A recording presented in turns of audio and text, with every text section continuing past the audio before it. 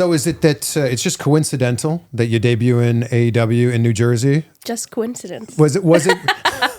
I mean, you're from New Jersey. Yes. Amazing. And why not debut there? But was it just that was how the schedule lined up? Honestly, that's how the schedule lined up. And when I spoke to Tony Khan before I signed, I had said to him, like, this kind of seems like we're on the same page with a lot of things. If I was to debut, the first Dynamite of the New Year is in New Jersey. And that would be like a dream come true for me. So how long, like when was that conversation and how long did it take for you to make the debut? That conversation was like mid-December. Oh, that's quick. Yeah, it only took like 3 weeks to like get this deal done. So you have that conversation and then did you find out like, all right, now I'm debuting, I can look forward to this, or is it like a last minute thing? No, it was a last minute thing. I found out so we had that conversation and I pitched that idea, signed the contract on the 1st, and it was like, okay, we have like 2 days and I haven't heard anything. I was really upset because I thought like, it's Tuesday afternoon, like it's probably not going to happen. Yeah. Tuesday at 5 p.m., Sanjay Dutt called me and was like, we'd love to have you in Newark. Is that doable? And I was like, yeah, of course it's doable. So yeah, it was literally like a 24-hour turnover. And what a reaction. Yeah. Like there are very few surprises in wrestling.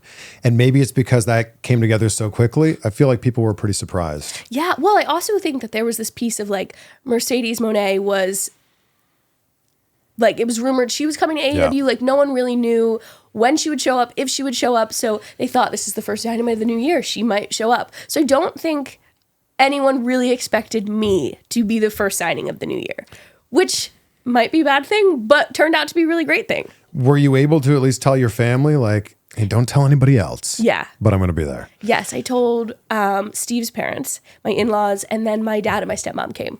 Oh, so they were there? Yeah, they were front row. Amazing.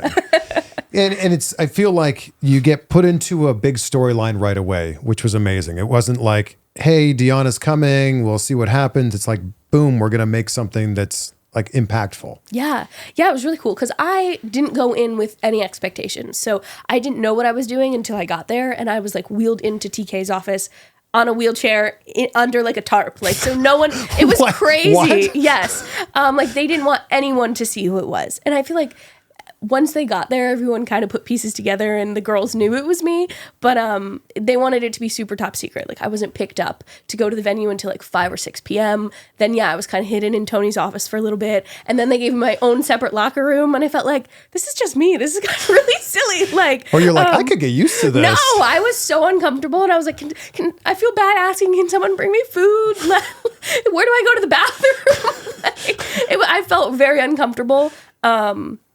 But yeah, it was just so like, I didn't have any expectations. I didn't know what I was doing. I didn't ask what I was going to be doing. I was just kind of like, this is where I want to be. This is my number one choice. And if we can make this happen, Jersey would be great, but I'm in this for the long haul. So you tell me what you want. Right before your music hits, are you sitting there backstage going, I hope they react? Yeah, I'm such a big crier. Like in like a moments of like anxiety, especially when it comes to wrestling, I just like break down and cry. It's the weirdest thing ever. I was so fine all day until like Mariah wrestled Queen Aminata right before I went out there, and their whole match I was like in the back hysterical crying. And Madison Rayne, who's like my best friend in real life, is like, why are you crying? And I'm like, I have no idea. I have no idea. Had this happened before? This happens all the time. What is it? You know, do you not worry that maybe I'm going to still be crying by the time I get out there? Sometimes, like I kind of was. Or it might look like I'm still crying. I think. Why are your eyes so red? Yes, that night it looked like I was still crying for sure, and I literally was. And then I saw my dad's big head in the front row, and I was like, oh, and now I'm crying again. What's the feeling? Is it overwhelming gratitude? I think so. I think it's like, I spent my whole life wanting to do this, right? I spent every moment from the time I was 9 years old till I'm 30 now, like dreaming up this world that I was going to be a superstar pro wrestler, and I was going to like make changes in women's wrestling. And I think, yeah, it's just like overwhelming gratitude and like